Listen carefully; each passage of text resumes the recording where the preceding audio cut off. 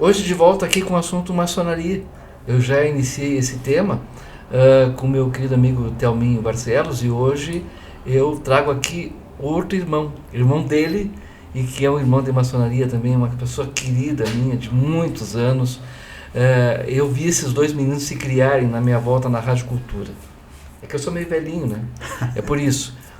Hoje eu tenho o Elton Barcelos, que é advogado, professor, ele já trabalhou muitos anos em rádio, enfim, tem uma vida pregressa muito importante que eu faço questão aqui de destacar. Mas vamos começar, depois dos comerciais, falando sobre maçonaria. Eu disse que ia fazer em 2 episódios. O primeiro já está indo no ar nesta terça-feira, e na sexta-feira o segundo episódio, um com o Thelminho e o outro com o Elton. Vamos aos comerciais e a gente já volta com o nosso querido Elton. Ninguém está preparado para o luto. Por isso, a importância da funerária Padre Germano na sua vida. Avenida General Mallet, número 98, fone 3242-3000. Roseli Cabeleireira, 40 anos de beleza e excelência. Venha fazer parte desta história. Avenida 7 de Setembro, 1062, Sala 6, 3242-9625. Muito bem, de volta aqui com a nossa redação depois dos comerciais, Elton. Sabe que a gente tem esse compromisso, né, com os nossos patrocinadores. Tu já trabalhou muitos anos em rádio, sabe como funciona isso. Prazer imenso te receber no nosso podcast, que é Redação News Conversa.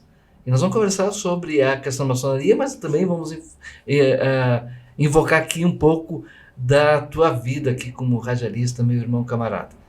Prazer, fala um pouco sobre a tua vida. Nasceu em Piratini, eu já sei disso, mas o ouvinte quer saber mais da tua vida. Boa tarde, Zé. Boa tarde a quem nos assiste. É um grande, imenso prazer estar aqui contigo. Não sou o maçom mais ilustre de Bagé, também não sou com certeza não sou o cidadão mais bem preparado para estar aqui para te dar esse perfil aí do histórico da maçonaria, da importância da maçonaria, mas eu me sinto imensamente honrado, né?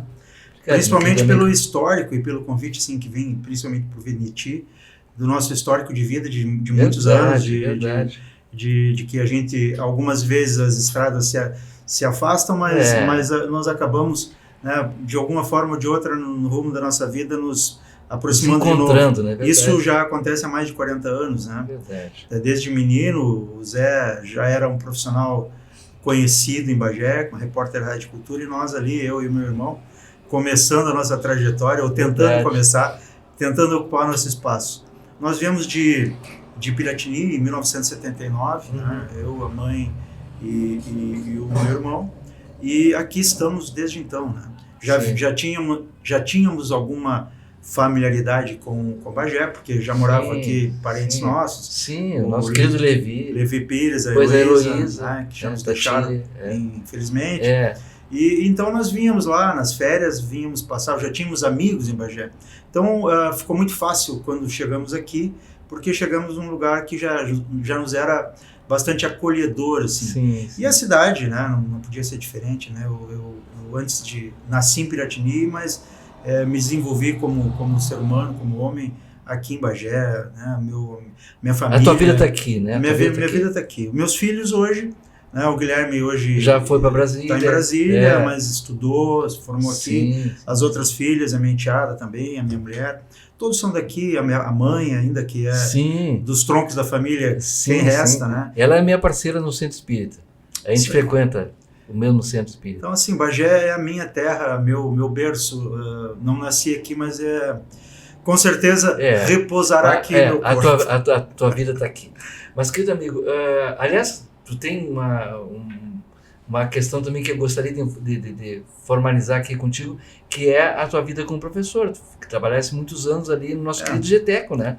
Inclusive fosse um dos responsáveis, juntamente com o nosso querido Gildásio, para que se tornasse realidade a municipalização da escola, que era de uma associação, né? Fala um pouco sobre isso. Aquele foi um projeto interessante, né? Muito Na verdade, interessante. Eu cheguei em 2001 na prefeitura como procurador adjunto. Gildásio era o procurador-geral do município. E eu fui convocado, eu era procurador do município de Ilha Negra. Fui convocado, né, para né, convite e fui muito honradamente, aceitei e vim trabalhar. E uma das primeiras missões que eu recebi, fiz, olha, estamos trabalhando aqui num projeto que é a municipalização de uma escola que era uma escola particular, era de uma associação. Sim, verdade. Tinha lá um passivo trabalhista imenso, né, com seus colaboradores. Né, o município tinha já entabulado já uma proposta. Nós levamos isso ao conhecimento, à assembleia de todos os professores. Houveram inúmeras audiências conciliatórias na Justiça do Trabalho. O município pagou, enfim, e depois assumiu definitivamente, né, o prédio, que até hoje está nos próprios do município, né? É verdade. Faz parte do patrimônio do município. Então, e ali se estabeleceu outro projeto, que além de ter aquela escola ali como uma escola do ensino fundamental, se estabeleceu uma escola técnica, manteve-se a origem que era dela, à noite, né? Claro. À noite, com vários cursos. À época, se não me engano, era técnico, não sei se como é hoje, técnico de contabilidade, transações imobiliárias e técnico em administração. Isso. É uma coisa que bastante me honra, assim, de ter participado desse projeto que até hoje está enriquecendo e ajudando muita gente. Encontro muitos alunos aí hoje muito bem sucedidos pelos cursos do GTEC, por iniciativa lá de 2001. 2001. É isso aí. Muito bem, querido amigo. Vamos falar um pouquinho sobre o assunto principal de hoje, que é a questão da maçonaria, e nós estamos na Semana Farroupilha, meu irmão. Estamos no mês Farroupilha. E a maçonaria tem muito a ver com isso. A gente até fora do ar falava sobre a importância da maçonaria e a sua participação efetiva desde o descobrimento do Brasil. Depois tivemos a independência do Brasil, enfim, sempre ela esteve envolvida, né? Somente nos anos 1800 e alguma coisa, né, que ela teve força muito grande. Então, eu queria que tu falasse um pouco sobre o histórico, né, nos dois sentidos, Brasil e Rio Grande do Sul. Tá. Bom, não é muito difícil de pautar, né, a importância da maçonaria principalmente na independência do Brasil, e depois, óbvio, que se desdobra, né, durante o conflito entre o Império, né, o poder central, e a província de São Pedro, aqui no Rio Grande do Sul. A maçonaria ela vem para o Brasil praticamente lá para os idos de final de 1700, já temos notícia dela. Ela chega um pouco antes aqui, através do Prata, né, na Argentina e no Uruguai, através dos navios ingleses, franceses, enfim. Mas no Rio Grande do Sul, especificamente, assim, nós temos a marcação, né, temporal, assim, de quando a maçonaria efetivamente chega ao Rio Grande do Sul, oficialmente, nós temos a partir de 1831, tá? 31, porque o que acontecia? Os intelectuais, ainda nós tínhamos uma questão muito forte do clero, né? A questão da Igreja Católica. A maçonaria era tida, e até hoje ainda existe uma bula papal como inimiga da Igreja Católica Apostólica Romana, enfim, isso está lá, ainda é vigente não se leva muito a sério hoje, mas ela ainda é vigente. Então ela chega os intelectuais se reúnem através dos clubes literários, né? Então a maçonaria ela nasce a partir disso. Aqui no Rio Grande do Sul, em Porto Alegre mais especificamente, nós tínhamos um chamado Continentino. Sim. Tá? Esse era um clube literário. E a partir daí, desse clube literário, nasce a primeira loja maçônica que nós temos conhecimento oficialmente no Rio Grande do Sul, tá? Vinculada ainda ao Grande Oriente Brasiliano, ainda não era o Grande Oriente do Brasil como é hoje, né? E se chamava Filantropia e Liberdade. Esse é o nome da loja. Sim. Essa loja aí, ela foi a loja então que abrigou algum desses ilustres maçons que fizeram, né, a sua história durante a Revolução Farroupilha. Existe, inclusive, sobre essa loja e sobre essas figuras, uma mítica, né, um trabalho, que na verdade foi um trabalho, né, literário de um irmão que esboçou, né, para apresentar em loja um balaustre, uma ata, simulando uma reunião maçônica em 18 de setembro de 1835, como sendo aquela reunião, a reunião que definiu os rumos, né, da Revolução Farroupilha. Essa ata se chama Ata 67. É muito bonita, mas ela não passa de uma ficção. E ali estavam figuras como o Bento, o Gomes Jardim, Onofre Pires, entre outras, Boticário, entre outras figuras ilustres que figuraram que figuraram no conflito. E aí, mas ela não passa, né, de ficção. Por exemplo, o general Neto, né, estaria nessa reunião, só que na época o general Neto estava em Rio Grande, mais de 200 quilômetros de distância, né, não teria a mínima condição. Mas essas figuras, independente dessa ficção, né, obviamente que tramavam entre, esse é um termo que se diz assim, no sentido de que já estavam arquitetando e articulando, né, um movimento que, na verdade, nasce não com o intuito de desmembrar o Rio Grande do Sul do resto do Brasil, né, em transformar em uma nação independente, mas de levar um brado de protesto ao governo central com relação ao descaso que nós tínhamos aqui. Né? E que ficava com todo o dinheiro arrecadado aqui. Né?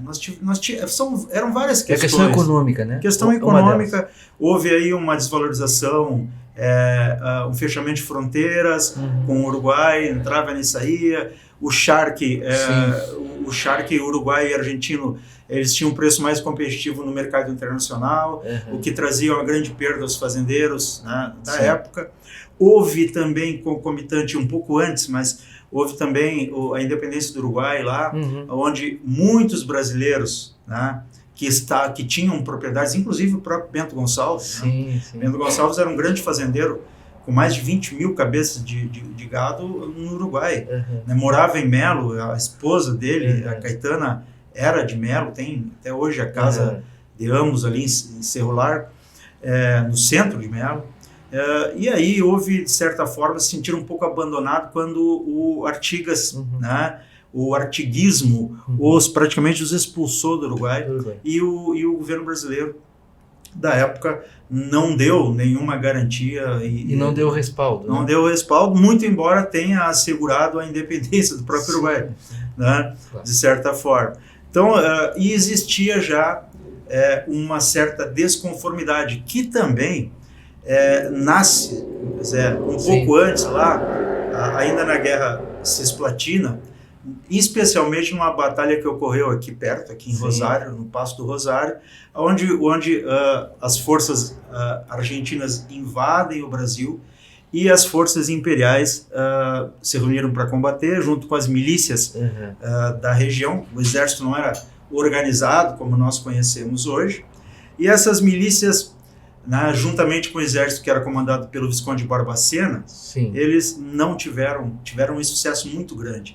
E isso causou, já começou a causar um desconforto nessas lideranças militares, dentre elas as que nós falamos aqui, o Canabarro, o próprio Bento, entre outros, né, que começaram olha, não estão nem aí pra gente, vamos, né, simplificando a coisa. Isso redundou e terminou lá em 35, né? Mas a ideia do Bento e dos demais, inicialmente, não era de que ocorresse a independência do país. Tanto é que ocorre isso, a declaração, ela só ocorre em 36, né? Um ano praticamente depois, e através do general Neto, né? Entre outros, mas ele como liderança, né? O Bento, ele, depois disso, ele esteve foi preso na Bahia. Na Bahia... Quando ele voltou, que houve que ele se tornou presidente, né? Exatamente, exatamente. Quando ele foi, teoricamente, porque a Bahia era tão longe que era quase um desterro, né? Ele foi preso na Bahia, né? Primeiramente no Rio de Janeiro e depois na Bahia. e lá dizem que tenha sido solto pelos maçons, né? Sim, e teria retornado ao Rio Grande do Sul e a partir disso proclamado então presidente da República, sim, né? Rio-grandense. Então, obviamente que nós não podemos dissociar né, essa importância da maçonaria nesse conflito, né, de 10 anos, né, que teve como sua sede principal a minha cidade natal, onde eu nasci, Piratini. Por que Piratini? Porque a Piratini era um polo, era um posto, um entreposto entre esses que vinham do norte do país, principalmente os paulistas, né? Sim. Que tiveram que fazer uma rota interiorana para fugir, porque lá no final as coisas acontecem e não são por acaso, é uma sucessão. Lá no final de 1700, os espanhóis invadem o Porto Rio Grande e aí muda a rota de quem vinha do norte do país, mais do centro do país, para a colônia de Sacramento, para o porto de colônia de Sacramento, para levar... E no Uruguai. Ali. No Uruguai, lá quase em frente a Buenos Aires, no Uruguai, para levar e trazer mercadorias ou para levar para a Europa ou para trazer da Europa para o resto do Brasil. Isso é o famoso contrabando, né? Ou comércio exterior, né? Isso desenvolveu cidades como Piratini. Por quê? Porque ali passavam e ali se faziam esse comércio, era um entreposto muito forte e se desenvolveu economicamente. À época era uma cidade bastante desenvolvida e também desenvolvida do ponto de vista político. Muitos fazendeiros ricos, né? Sim. Até então Piratini era uma parte, se chamava Cerro Pelado, né, do município de Rio Grande. Quando Piratini, então, atinge essa magnitude econômica, ela é elevada à condição de cidade. E, inclusive, Bagé pertencia até o... Tu sabe que eu só vou fazer isso depois dos comerciais, porque eu lembro que deu uma ata na Câmara de Vereadores de Bagé que fala, inclusive, que Bagé pertencia, né, ao município de Piratini.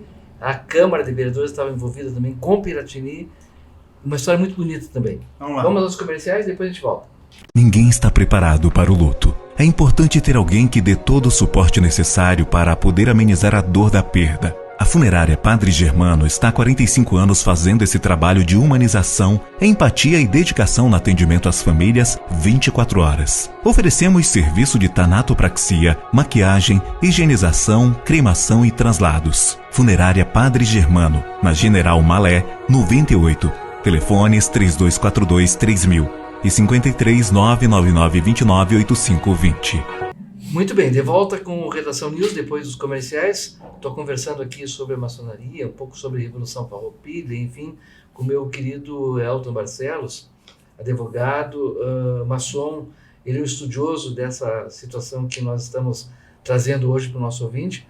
Inclusive o Elton fez um trabalho magnífico que foi apresentado aos nossos queridos maçons de Bagé. Eu não sei se tu apresentou também para o pessoal fora daqui ou só para os nossos aqui? Não, a gente apresentou em loja, na verdade, mas não tem nenhum problema de que um dia se faça isso. Claro, verdade. Mas, querido amigo, vamos seguir aqui discutindo um pouco sobre essa questão da participação dos maçons, né, na Revolução Farroupilha. Nós estamos na Revolução, nós estamos no período da Semana Farroupilha, né? Nada melhor para falar sobre isso. Eu quero que tu toque um pouco à frente esse assunto, porque, inclusive, na questão da formação das câmaras de vereadores dos municípios, Bagé surgiu nesse período aí, né? Fala um pouco sobre isso. Bom, assim, óbvio que o conflito, né, ele teve um desdobramento, vem durante o conflito, além de todos os maçons que tinham já envolvidos no conflito, nós não podemos esquecer, Zé, fazendo um pequeno parênteses, assim, que o iluminismo que chega lá na Europa e redunda ali com um movimento que, e aí as coisas têm relação, redunda com um movimento de grande queda pelo enfraquecimento das monarquias, isso na Europa inteira, começam muitos conflitos lá, a Revolução Francesa é exemplo disso, Itália, Espanha, enfim, países afora, a própria Alemanha, entre outros. E isso, obviamente, que esse esse espírito republicano, ele chega aqui, né? Chegou aqui no Brasil e chegou no resto da América inteira, né? Que a América inteira, praticamente no mesmo período, se independizou, claro. Né? Gritou, fez o seu brado de independência, ou da Espanha, ou de Portugal. Cada um tomou o seu vários novos países surgiram, né? Vários novos países. Na verdade, a princípio se queria criar no resto da América Latina uma grande confederação, o que não foi possível, né? Acabou se dividindo. Né? No Brasil, a unidade se manteve em razão da questão da própria língua portuguesa, que estava meio que ilhada aqui, e também em razão da força que o Império, que os portugueses tinham, que se mantiveram. Mas, assim, ela vem forte, né? Essa ideia, né? E chega no Rio Grande do Sul. Né? Chega no Rio Grande do Sul, como chegaram nos outros recantos da América. No Brasil se discutia muito, Zé, já vamos chegar em Bagé, mas no Brasil se discutia muito se nós teríamos aqui uma monarquia constitucional, né, a exemplo da Inglaterra, né, ou se nós teríamos uma república. E essa foi uma das grandes discussões que a maçonaria esteve envolvida, além da própria independência, quando houve esse processo. Né? E a conclusão foi pela república. A conclusão foi, na verdade, pela manutenção da monarquia. Existiam dois grupos, um obviamente pelo próprio imperador Dom Pedro I, né? E também José Bonifácio, todos aqueles que eram seus aliados. E existia também o viés republicano defendido pelos Gonçalves Ledo e outros, né? Que aí, obviamente, que foram vencidos nesse processo aí. Tanto é que o Dom Pedro I, ele é iniciado na maçonaria, né? Eu fugi um pouquinho do Rio Grande do Sul, mas para chegar lá, ele é iniciado na maçonaria, e logo depois, né, diante de todo aquele espírito ali que se discutia, ele encerra as atividades da maçonaria, que fica lá suspenso praticamente no Brasil inteiro, oficialmente pelo menos, né, por 9, 10 anos, né? Só volta lá em 1928, 30, a funcionar efetivamente, de forma regular.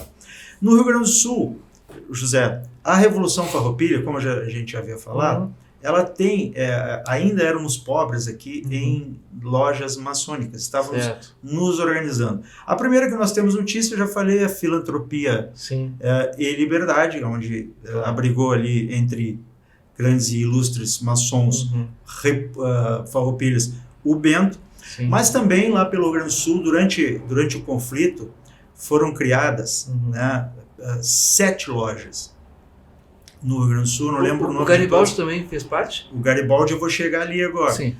Essas 7 lojas, eu vou chegar agora no Garibaldi. Eu que fugi, me desculpa, do Garibaldi. Eu chamei o Garibaldi e fugi do Garibaldi. Mas foram criadas nesse período do conflito, de 10 anos de conflito, 7 lojas.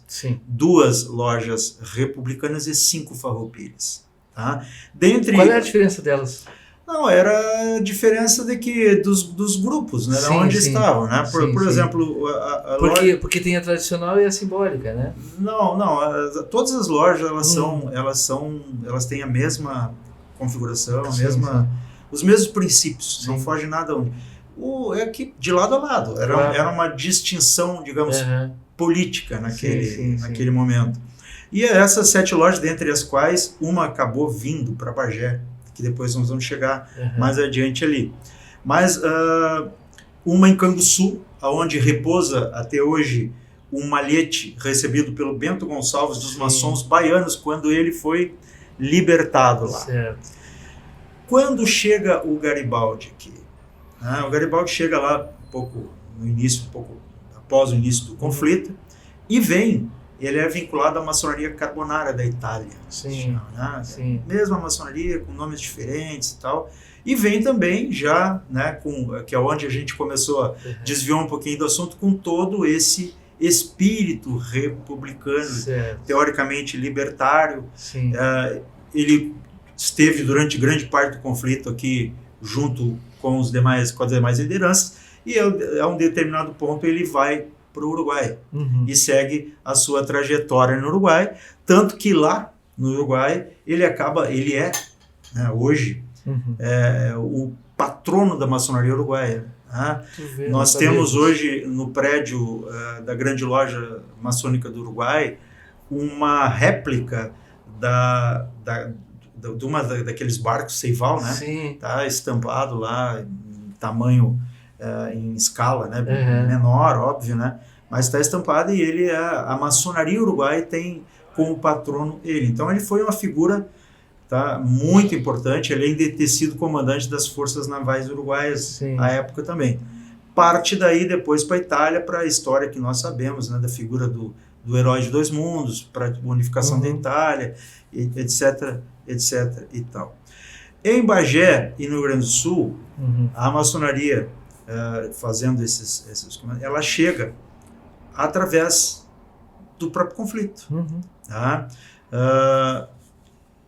A primeira loja maçônica de Bagé, que é a loja Estrela do Sul, número 84, loja que eu e o Telmo fomos iniciados e pertencemos ainda como filiados dessa oficina, ela chega aqui em 1847, com um comandante de um destacamento militar que estava servindo lá em Canguçu, certo. Tá, onde houveram alguns conflitos lá entre os imperiais e os farroupilhas, muito forte, era um acampamento imperial bastante forte.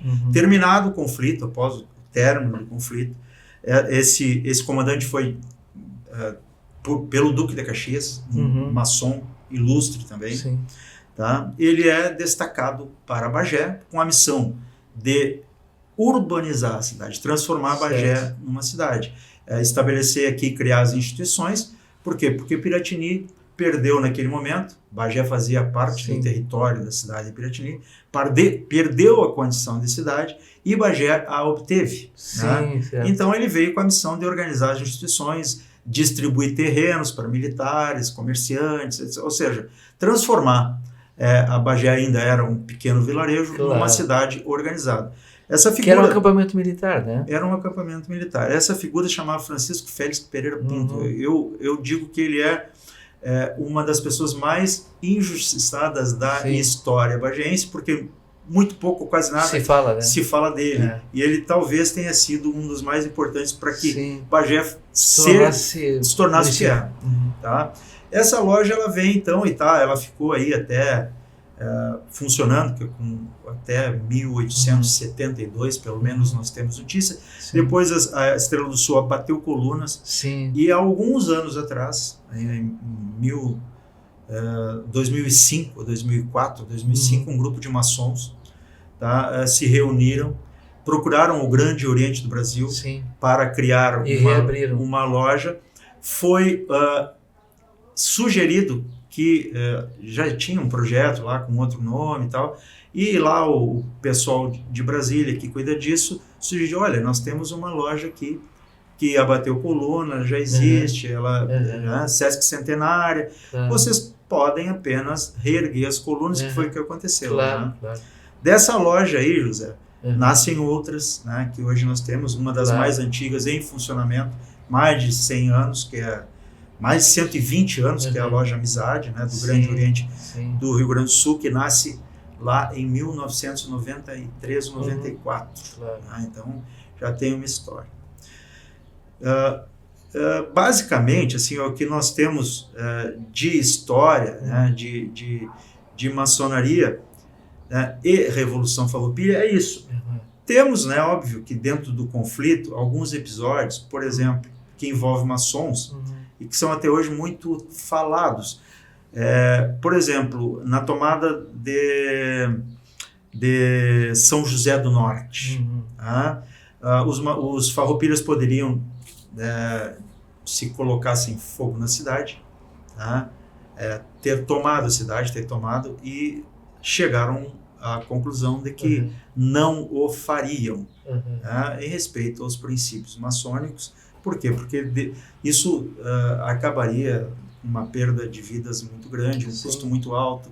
Então, desistiram e recuaram. O que foi reconhecido pelos imperiais, que inclusive nesse recuo ofereceram medicamentos, bandagens, enfim, para os feridos farroupilhas. Então, assim, de lado a lado, né, maçons de lado a lado, embora estivessem defendendo cada um os seus pontos de vista, sim, claro, tal, mas se respeitando mutuamente. E um efeito, digamos assim, da presença da maçonaria, das lideranças maçônicas no conflito Farroupilha, é o fato de que em 10 anos de conflito nós tivemos, que é muito alto, diga-se de passagem, um preço em vidas imenso, mas nós tivemos 2.000 mortos em 10 anos de conflito. Sim. Enquanto, por exemplo, a citar, a Revolução Federalista de 93 a 95, em 2 anos nós tivemos mais de 10.000 mortos. Muita coisa, muita gente. Na Revolução Farroupilha existia, muito pouco se fala de que houvessem estupros, furtos da propriedade, roubos, violências com empregados de fazendas, muito pelo contrário. Né? Já o que não havia ocorreu, uma proteção. Havia uma proteção, o que já não ocorreu em outros conflitos. Isso nós entendemos, né, de certa forma, que era a participação ativa da maçonaria. As lideranças, né, que, na verdade, que estabeleceram os critérios para que se pudesse ter uma guerra que, se é que se pode chamar uma guerra de limpa, mas uma guerra mais, pelo menos mais, com mais ética, digamos. Sim.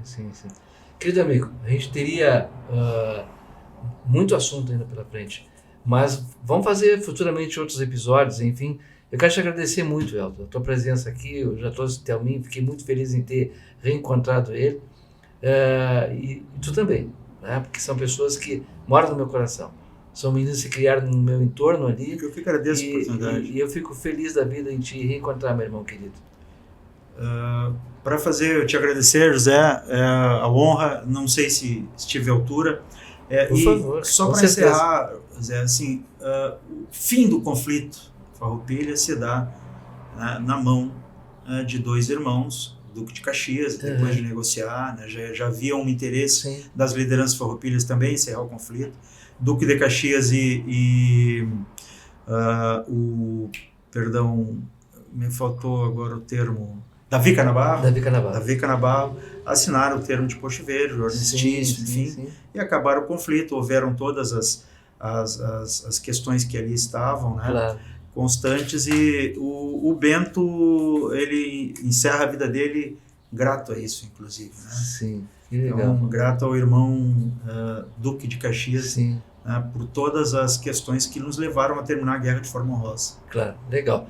Muito bem, conversou comigo sobre maçonaria, um pouco da história rio-grandense, o meu querido amigo Elton Barcelos, que é advogado, professor, um homem ativo na vida comunitária de Bagé.